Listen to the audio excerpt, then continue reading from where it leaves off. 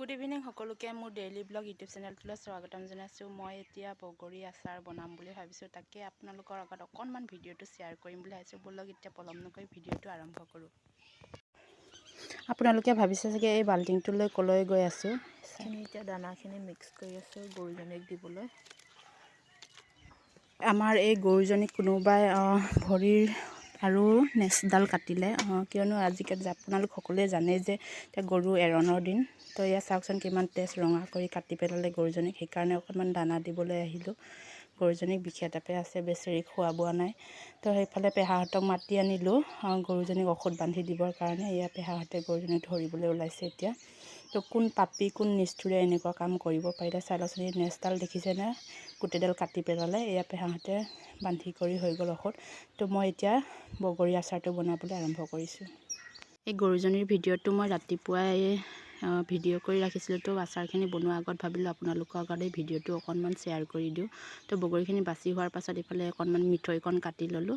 মিঠৈ কাটি কৰি মই এয়া জুইকুৰা ধৰি ইফালে কেৰাহীখন পাতি দিলোঁ। কেৰাহীখন পাতি ইয়াত তেল গৰম হৈ থাকিবলৈ দি ইফালে এইবোৰ মছলাবোৰ, এয়া তেল গৰম হৈ আছে এতিয়া। তেলত এতিয়া মই এয়া মছলাবোৰ ঢালি দিলোঁ। তো আপোনালোকে কেনেকৈ বনায় বগৰী আচাৰ কমেণ্ট কৰি জনাব। মই এইদৰে বনাইছোঁ। তো এয়া বগৰীখিনি দি দিলোঁ। এতিয়া অকণ সময় ভাজি কৰি ইফালে গুড়খিনি দিবলৈ ওলালোঁ। তো এয়া মিঠা যিমানখিনি লাগে সেইখিনি অনুসৰি মই গুড় দি দিলোঁ। তো আপোনালোকে কেনেকৈ বনায় কমেণ্ট কৰিব আকৌ। বগৰী আচাৰ মই এনেদৰে বনাইছোঁ। তো এয়া গুড়খিনি দি আছোঁ।